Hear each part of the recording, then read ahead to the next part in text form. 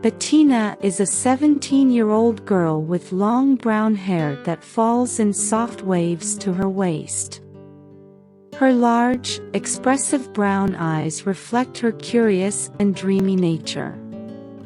Living in a small town where everyone knows each other, Bettina always felt like a bird trapped in a cage. The town, with its narrow streets and old houses, seemed to offer her a welcoming yet stifling environment.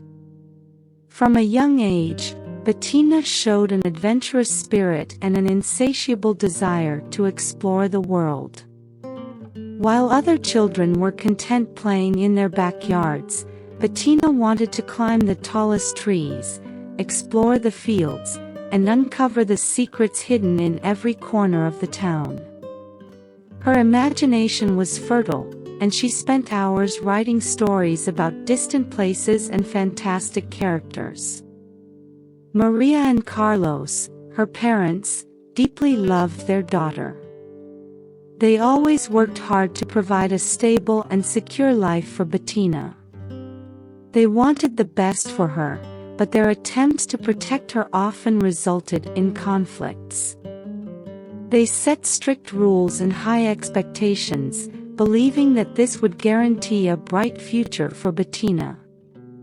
Maria, with her careful and meticulous nature, often reviewed Bettina's schoolwork, insisting that she study more and focus on her academic goals. Carlos, though more relaxed, was equally insistent on safety. He controlled Bettina's schedules, limited her outings, and monitored her friendships. To Bettina, this life seemed like a golden prison. She loved her parents but felt they didn't understand her. Her desires for freedom, her creative ambitions, and her independent spirit were constantly stifled by her parents' expectations. Family conversations often ended in arguments, with Bettina trying to explain her feelings while Maria and Carlos, worried, tried to prevent her from making impulsive decisions. One sunny morning, Bettina left for school as usual. Dressed in her impeccable school uniform, she gave her mother a quick kiss and walked out the front door with a smile on her face. Nothing seemed out of the ordinary in that morning routine. Maria, Bettina's mother, smiled back, her heart warmed by her daughter's affectionate gesture. The day passed in the usual way for Maria and Carlos, Bettina's father. They went about their daily activities, confident that they would see Bettina return as always. As time passed, the anticipation of Bettina's return grew. Maria prepared her daughter's favorite dish, while Carlos set the table, expecting to hear Bettina's cheerful voice announcing her arrival. When the clock marked the usual arrival time and Bettina still hadn't returned, a slight concern began to form in Maria's heart. She must have been delayed with friends, she thought, trying to reassure herself. But as minutes turned into hours, the concern grew. Maria began calling Bettina's phone, but all calls went straight to voicemail. The repetitive ringing and the silence of the voicemail became increasingly distressing. Desperate, Maria started contacting Bettina's friends. One by one, they responded that they hadn't seen Bettina since leaving school. Each negative response increased Maria and Carlos's sense of panic. The unease turned into an overwhelming wave of fear when they decided together to enter Bettina's room in search of clues. Bettina's room was a reflection of her personality, organized and full of life. Her bed was perfectly made, as always, and all her belongings were in place. Bettina's favorite teddy bear rested on the pillow, a silent witness to her absence.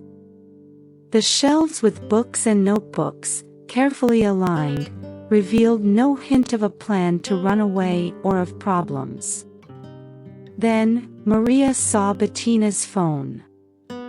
Normally inseparable from her, it was there, turned off, with no sign of where she could have gone. The sight of the phone, a crucial link of communication now silent, intensified Maria's panic.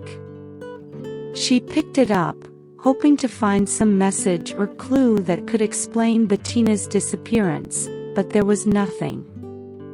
No messages, no recent calls. Maria's despair echoed in the silence of the room. Carlos, feeling the same anguish, hugged Maria, trying to offer comfort while sharing the same deep fear. What could have happened to Bettina? The unanswered questions made the moment even more painful. Every second that passed without news of Bettina seemed like an eternity, and the house that was once full of life was now plunged into a shadow of uncertainty and fear. Despair overwhelmed Maria and Carlos in a devastating way. Amid the emotional chaos, they desperately tried to reconstruct Bettina's steps, mentally reviewing every conversation, every gesture, and detail of the last few days. Maria remembered Bettina mentioning something about a new friend at school, but the memory was vague and fragmented.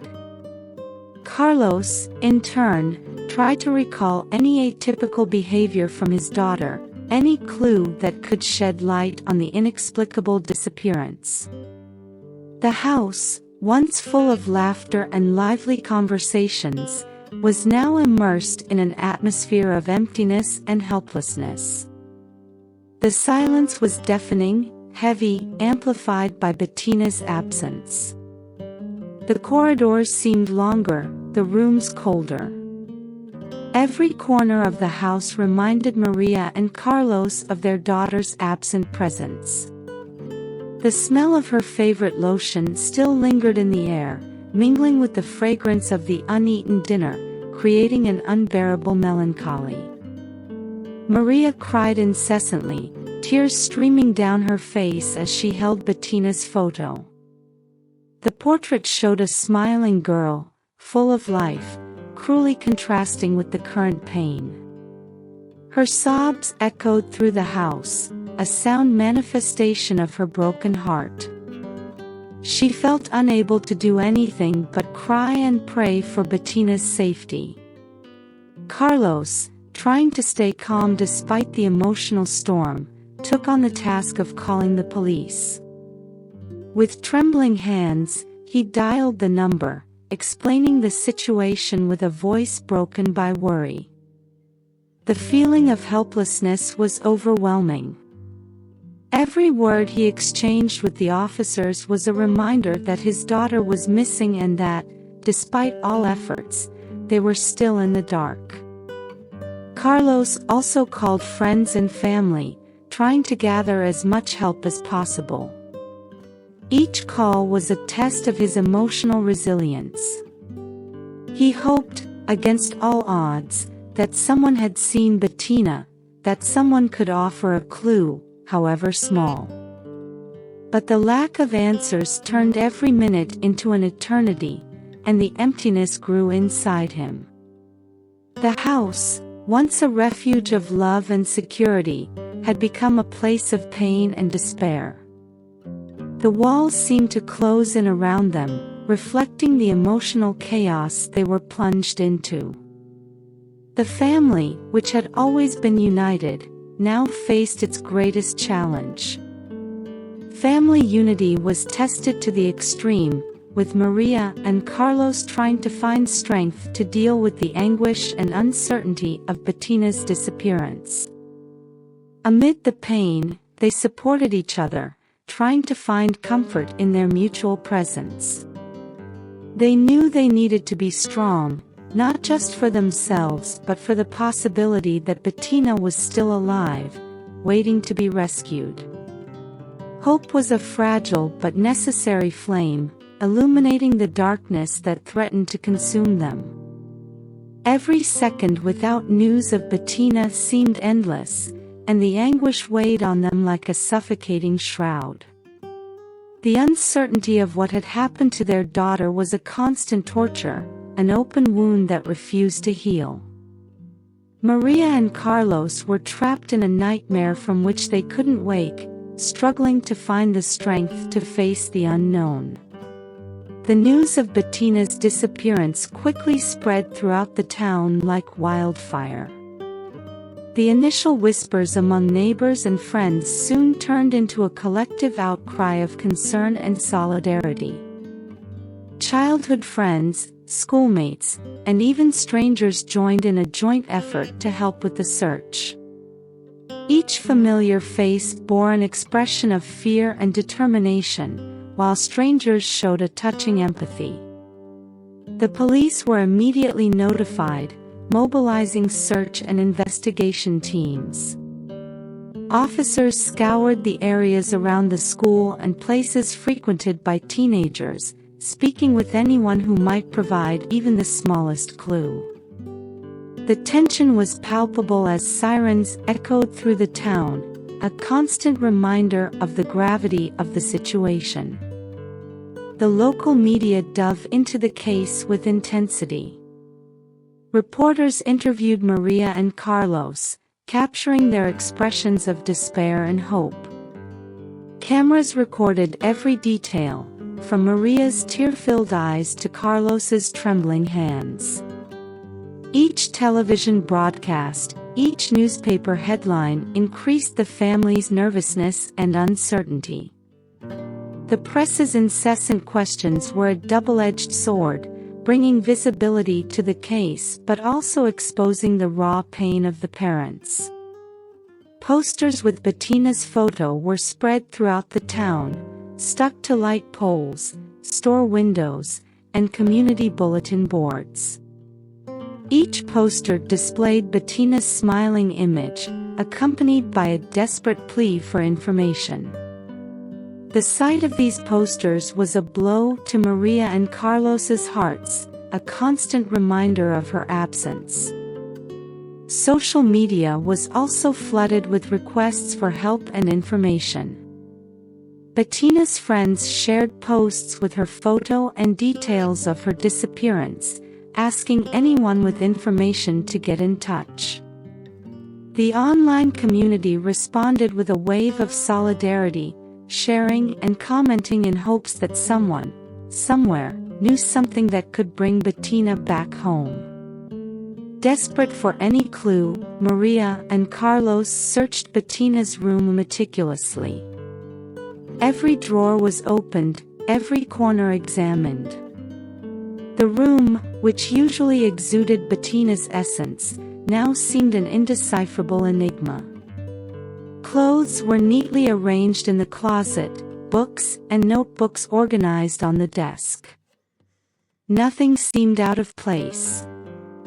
No hidden diary, no farewell letter, no message on her computer or phone indicating a plan to run away. The lack of concrete clues was psychological torture for Maria and Carlos. The frustration grew with each passing moment, turning into a vicious cycle of doubt and regret. They repeatedly wondered if they could have done something differently. Did they miss any signs? Ignore an important conversation? The guilt gnawed at them, each thought a sharp knife of what-ifs. The house, which once was a welcoming home, now seemed a strange and silent place, filled with unanswered questions and constant fear. The town, cloaked in a mantle of solidarity and concern, followed the search with fervor. Meanwhile, Maria and Carlos struggled to keep hope alive, holding on to the thin line between sanity and despair, in the agonizing wait for a sign, a clue, anything that would lead them back to Bettina. After several days of intensive searches with no results, the tension around Bettina's disappearance reached a new peak. Friends, family, and even strangers were exhausted but tireless in their attempts to find any clue that might lead to the young girl's whereabouts. Each passing day made the hope for a positive outcome more fragile, but no one was willing to give up. In this climate of despair, one of Bettina's closest friends, Clara, returned to town after a trip with her parents.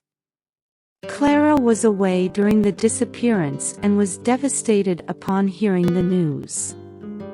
Deeply shaken, she went to Bettina's house to offer support and, perhaps, some information that could help. It was during one of these conversations, amid tears and uncertainties, that Clara made a shocking revelation. Bettina had been exchanging messages with an older man, 35 years old, whom she met online.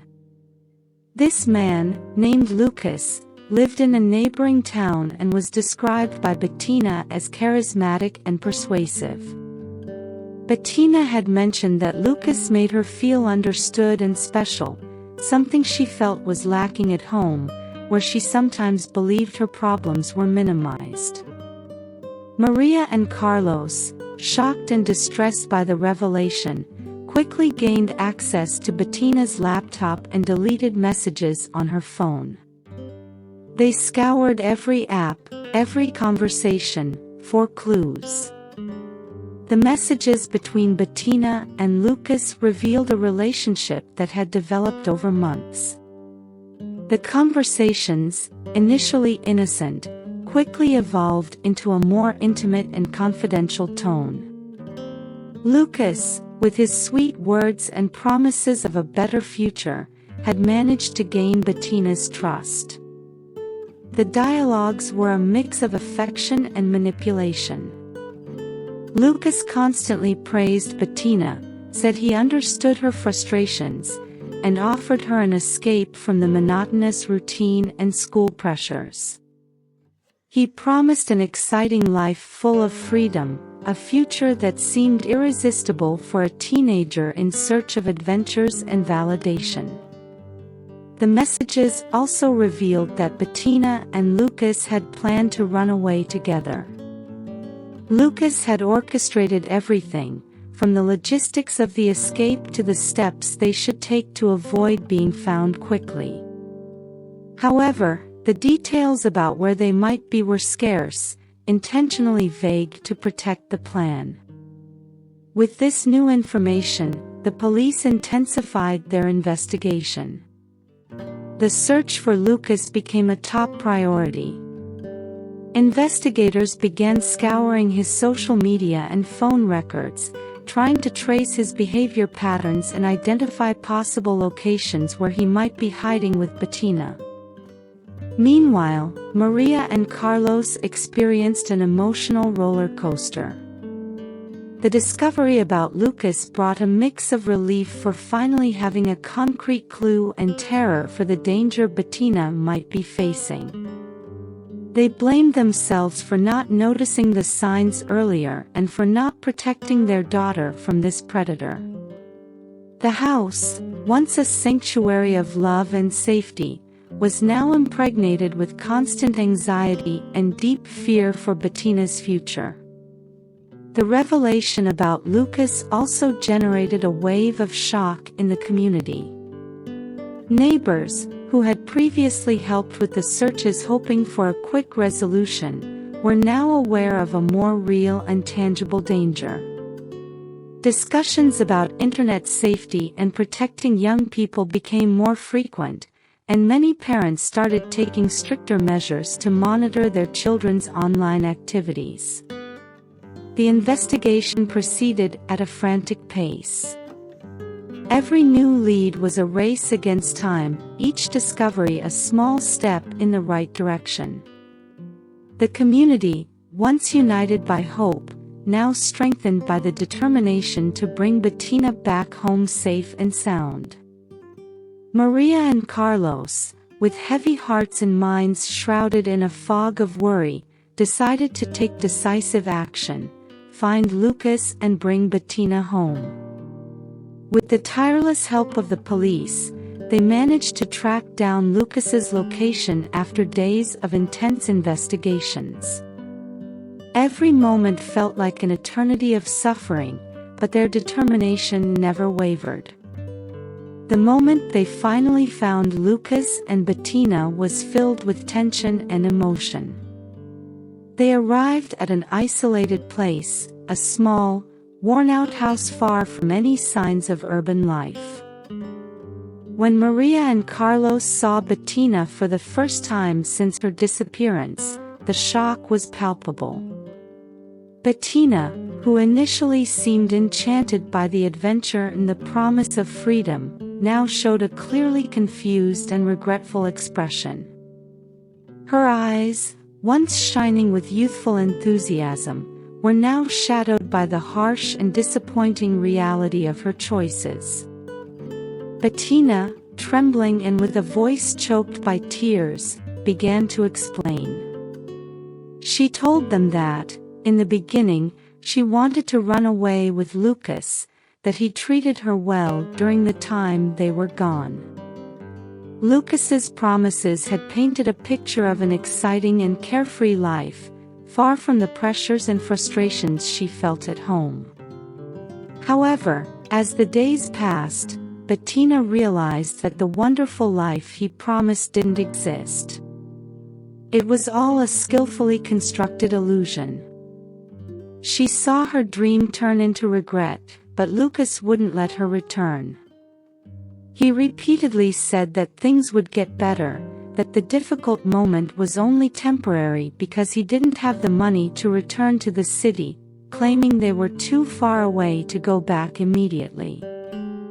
Every word from Bettina was filled with pain and confusion, and Maria and Carlos felt the weight of their daughter's agony. The reunion was tense, a mix of relief and pain. Bettina, sobbing, apologized to her parents. She finally realized how much her actions had made them suffer, the depth of the fear and despair they felt during her absence. Maria, with tears streaming down her face, and Carlos, trying to stay calm, hugged their daughter tightly, relieved that she was finally safe. Lucas, watching the scene, was interrogated by the police. He would be investigated. For Maria and Carlos, the journey to find their daughter was over, but the road to recovery was just beginning. They knew it would be a difficult and painful process, but with Bettina back in their arms, they were ready to face any challenge. As the family returned home, the atmosphere was filled with a mix of emotions: relief, sadness, regret, and a fragile hope. The house, which for days had been a symbol of pain and despair, was now a place of healing and renewal. They knew the road ahead would be long, but together, they were determined to rebuild their lives and overcome the trauma left by this devastating experience. The story of Bettina teaches about the dangers of naivety and the significance of family communication. Although the experience was painful for all involved, it also paved the way for new understanding and healing. Bettina came to appreciate the security and support of her family, while her parents learned to balance protection with the freedom necessary for their daughter's development. Together, they started to rebuild their lives, stronger and more united than ever before.